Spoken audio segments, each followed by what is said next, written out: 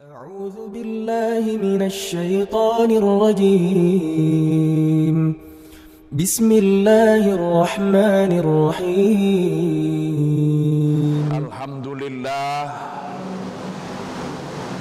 Alhamdulillahilladzi an'amana bi ni'matil imani wal islami wal ihsan.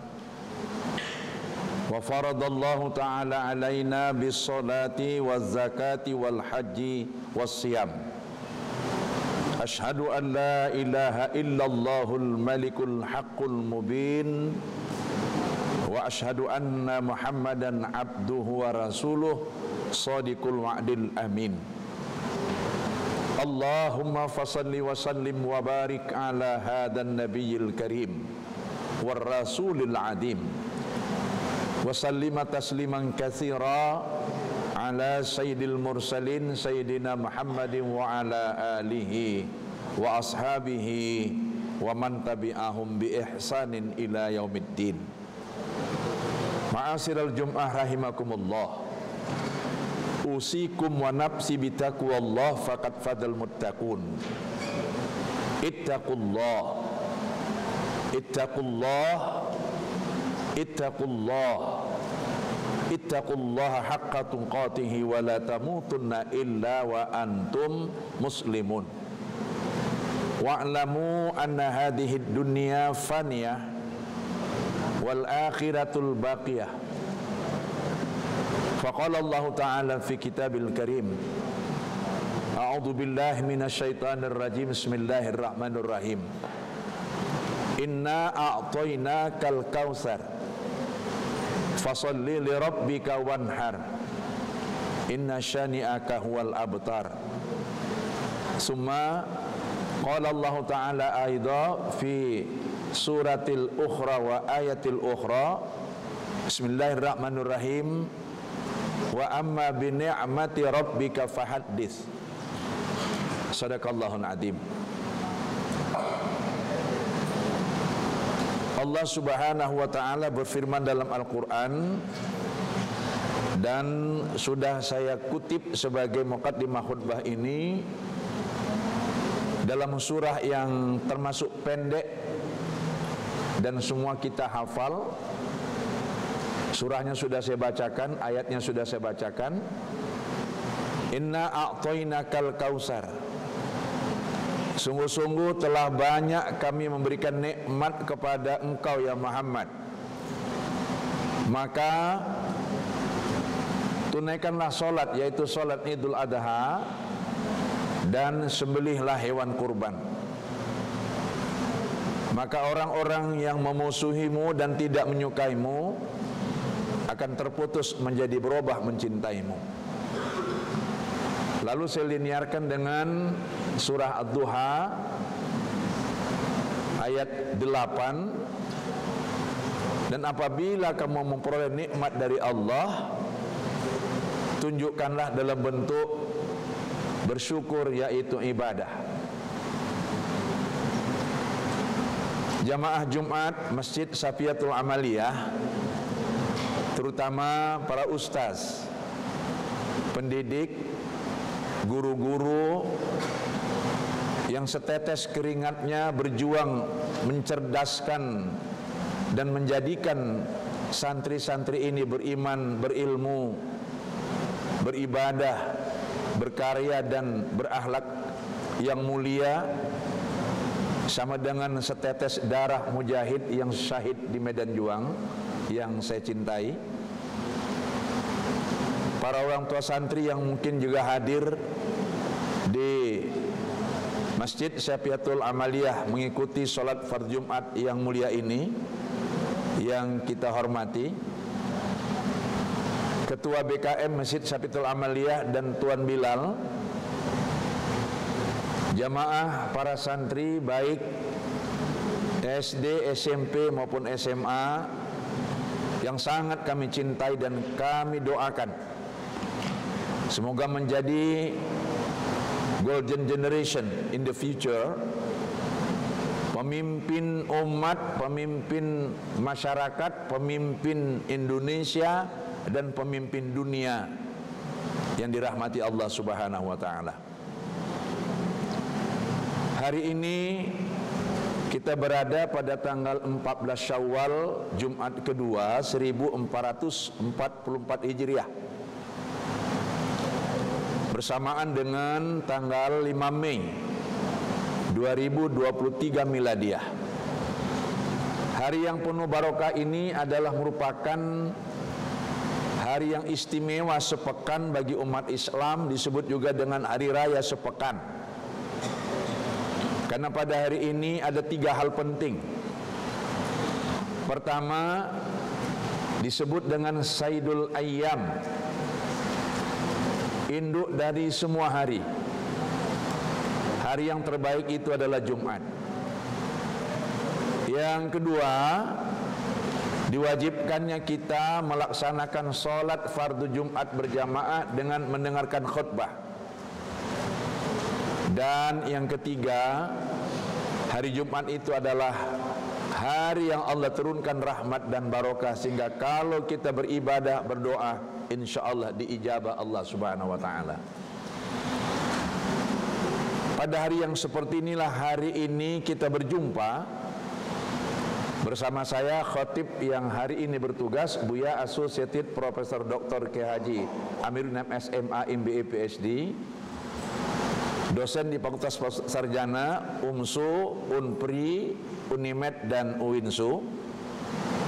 Sekaligus adalah pimpinan Pondok Pesantren Tasawuf dan Tahfidz Quran Baitul Musafir Al-Amir, menyampaikan khutbah dengan tema ibadah dan nilai pendidikan pada generasi muda. Mengiringi rasa syukur ini, mari kita ucapkan salawat dan salam keharibaan junjungan kita Rasulullah Muhammad sallallahu alaihi wasallam. Allahumma salli ala Sayyidina Muhammad wa ala ali Sayyidina Muhammad. Dalam kacamata pedagogik, bahwa Al-Quran itu adalah berisi ilmu pendidikan, dan ternyata Rasulullah Muhammad SAW yang menerima Al-Quran yang kepadanya diwahyukan oleh Allah Subhanahu wa ta'ala, diajarkan dan diperagakan dalam tempo 22 tahun, 2 bulan, 22 hari, masyarakat dunia berubah dari masyarakat jahiliyah menjadi masyarakat khairiyah, yang sampai hari ini itu dapat kita saksikan. Karena umat Islam adalah umat terbaik, umat terbanyak di dunia, dan umat yang terbesar pengaruhnya. Walaupun dari kalangan tertentu, baik yang ateis maupun non-ateis, kadang-kadang mengarahkan kritikan dan berbagai hal yang membuat adanya persepsi seolah-olah Islam itu adalah agama yang bukan rahmatan lil alamin. Ini adalah menjadi kewajiban kita untuk menunjukkan kepada dunia, terutama masyarakat internasional, bahwa Islam itu adalah rahmatan lil alamin. Kalau Islam itu agama yang baik, itu tidak disangsikan lagi oleh mereka. Karena mereka yang berpendidikan tinggi, terutama di barat, referensi dan buku-buku yang mereka baca cukup banyak. Hanya kadang-kala terjadi paradoks, kontradiksi antara perilaku umat Islam dengan ajaran Islam, yang dengan itu kadang-kala mereka mengecap atau membuat stigma umat Islam itu dalam tanda petik tidak baik. Maka kepada seluruh santri yang sudah dididik dengan tulus dan ikhlas oleh para ustaz di Yayasan Pendidikan Safiatul Amaliyah ini, kami yakini bisa menampilkan ajaran Islam itu dengan sebaik-baiknya, terutama dalam bentuk akhlak yang mulia, kecerdasan yang melebihi rata-rata, sehingga pendidikan yang dilaksanakan di PSA ini adalah pendidikan yang luar biasa. Satu di antara ibadah yang mengandung nilai pendidikan yang disebut dalam Al-Quran, terutama terhadap generasi muda, meskipun ada 4 anak yang disebut secara literasi maupun secara hikmah dari para nabi dan rasul, anak Nabi Adam alaihissalam, yaitu Habil dan Qabil, mengukir sejarah yang tidak baik karena Qabil membunuh adiknya Habil. Yang kedua, Nabi Nuh yang anaknya bernama Kan'an tidak beriman kepada Allah dan durhaka kepada Nabi Nuh yang mengajaknya untuk merapat dan bergabung di kapal, tapi tetap juga bersikeras hati ingin memanjat gunung. Akhirnya ketika banjir Nabi Nuh yang luar biasa itu menenggelamkan mereka. Ketiga, Luqmanul Hakim yang sebagian ulama tafsir mengatakan beliau adalah nabi, dan di surah Luqman ayat 11 sampai ayat 17 di sana kita mendapati metode dan materi pengajaran yang disampaikan oleh Luqmanul Hakim kepada anaknya. Diantaranya adalah jangan mensyirikatkan Allah, la tusyrik billah, dan menegakkan sholat, serta jangan sombong di muka bumi. Sombong ini banyak artinya. Ketika orang lain diam tidak bicara, kita ngomong sendiri sehingga orang terganggu. Ketika orang diam tidak ada kegiatan fisik, gestur tubuh, tapi kita colek-colek, itu namanya kita arogan. Dan manusia sombong itu kawannya iblis. Iblis yang di dalam sorga karena kesombongannya dikeluarkan. Kita adalah khalifah Allah di muka bumi, diberi qalbu untuk beriman kepada Allah sehingga perilaku kita lembut, diberi akal untuk bisa mengelola dunia ini sehingga kita menjadi kreator, pencipta, dan diberi organ tubuh kita mampu melakukan karya-karya besar. Tetapi kita juga diingatkan bahwa kita adalah makhluk ciptaan Allah yang lemah, yang dhaif. Oleh karena itulah Luqmanul Hakim mengingatkan kepada anaknya 3 hal itu. Dan yang menjadi historical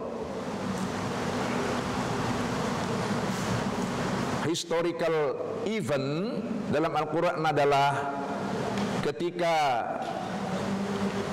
Nabi Ibrahim alaihissalam menyampaikan perintah Allah kepada anaknya Nabi Ismail alaihissalam untuk disembelih. Di sini ada tragedi yang luar biasa yang bersifat tauhidi.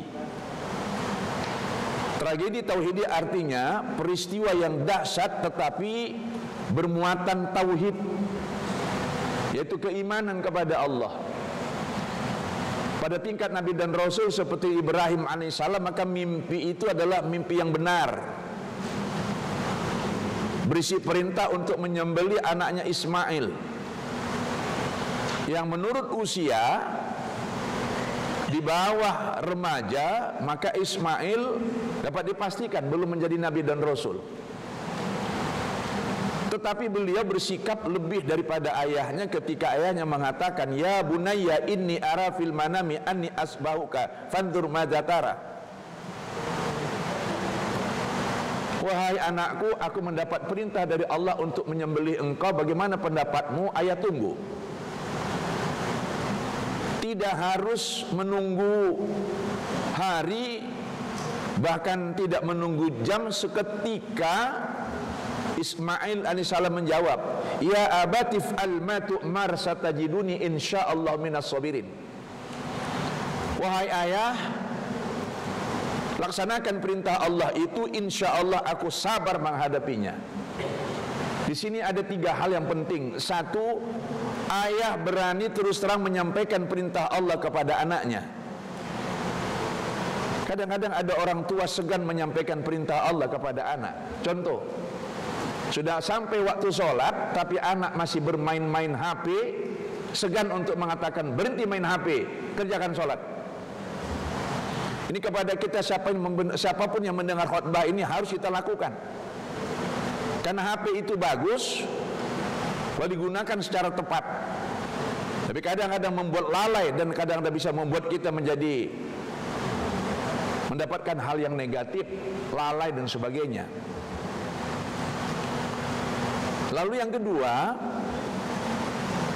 Ismail alaihissalam sangat menyadari ayahnya adalah Nabi dan Rasul, maka spontan dia menjawab siap untuk disembelih.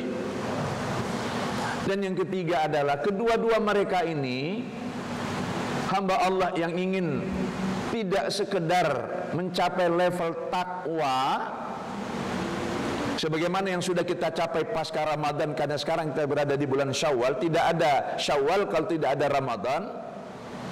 Tidak ada hari kemenangan bagi orang-orang yang melewati Ramadan kalau tidak berpuasa. Maka kita sudah menjadi orang yang bertakwa. Kita ingin meningkatkan ketakwaan itu menjadi takarrub ilallah, yaitu muqarrabin, dan orang yang mencintai Allah dan dicintai Allah, yaitu muhibbin. Maka dengan khutbah ini saya berharap kepada kita semua orang tua santri dan orang tua daripada anak masing-masing, ayo kita didik anak-anak kita untuk taat kepada Allah. Demikian juga para santri anak-anakku sekalian, ayo kita contoh perilaku Ismail alaihissalam ini. Kita tidak diminta untuk menyerahkan leher kita disembelih, tapi Allah telah mengganti dengan hewan untuk disembelih, dan itu menjadi syariat kepada kita, itu ibadah kurban. Ayolah anak-anakku, 70 hari setelah tanggal 1 Syawal kita akan masuk kepada tanggal 10 Dzulhijjah, Yaumun Nahar, hari berkurban. Saya sebagai khatib pada hari ini ingin menyampaikan dan mengajak anak-anakku sekalian, kalau ada THR Ananda ini yang masih disimpan, ayo gunakan itu untuk ibadah kurban. Sampaikan kepada ayah dan bunda, utarakan dengan penuh rasa cinta kepada Allah dan yakin Allah itu maha tahu. Saya masih ada uang THR saya sekian. Kalau lebih dari hewan kurban yang harganya mungkin 2.200.000, bagus. Kalau tidak, sampaikan kepada ayah bunda, andai kata kurang dari jumlah untuk membeli seekor hewan kurban, katakan tolong tambahi ayah, tolong tambahi ibu, tolong tambahi papa, tolong tambahi mama untuk bisa berkurban. Ini pendidikan yang luar biasa untuk kita, untuk kalian, supaya nanti ketika anak-anak menjadi pemimpin, mau berkorban untuk yang dipimpinnya, bukan mengorbankan yang dipimpin untuk kepentingannya. Banyak kita lihat pemimpin tidak merasa bahwa kepemimpinannya adalah amanah, sehingga yang dipimpin menjadi korban. Generasi muda dari Safiatul Amaliyah ini harus beda dengan pemimpin-pemimpin yang lain. 10-20 tahun ke depan, di antara anak-anakku ada yang akan jadi menteri, presiden, gubernur, wali kota, bupati, dan apapun itu, jabatan-jabatan yang formal maupun non formal. Ayo dari sekarang latih jiwamu untuk berbagi. Wa amma bi ni'mati rabbika fahaddits. Kalau ada rezeki, berbagi kepada orang. Ada momen 1 kali 1 tahun, yaitu dengan ibadah kurban, kita berbagi rezeki kepada kaum du'afa. Saya yakin khutbah ini meresap di hati kalian dan bisa kalian amalkan bersama orang tua. Selamat menyongsong Idul Adha yang kurang lebih 55 hari lagi. Sama-sama nanti kita dari sana menjalankan ibadah. 1, haji bagi yang mampu. 2, berkorban bagi yang mampu menyisihkan rezeki. 3, puasa Tarwiyah dan Arafah tanggal 9, 8 dan 9 Dzulhijjah.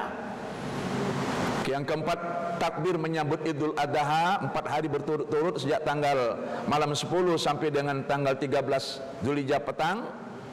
Dan selanjutnya adalah salat Idul Adha dan mendengarkan khutbah. Semoga khutbah ini bermanfaat dan dapat kita amalkan dalam kehidupan kita. Terima kasih. Mohon maaf. A'udzubillahi minasyaitonirrajim. Bismillahirrahmanirrahim. Walau anna ahlal qura amanu wattaqau lafatahna 'alaihim barakatim minas sama'i wal ard. Walakin kadzdzabu fahasnahum bima kanu yakzibun. Shadaqallahul adzim. Apabila beriman dan bertakwa penduduk satu negeri, Allah limpahkan barokah dari langit dan bumi. Tapi kalau mereka ingkar kepada Allah, azab Allah menimpa sangat sakit dari langit maupun dari bumi. Al-A'raf 96. Barakallahu li wa lakum wa ma fil Qur'anil azim wa nafa'ani wa iyyakum bima fihi minal ayati wa dzikril hakim. Aqulu qawli hadza wa nastaghfirullahal azim li wa lakum wa liwalidayya wa liwalidaykum wa lisal muslimin wal muslimat wal mu'minin wal mu'minat fastaghfiruh innahu huwal ghafurur rahim.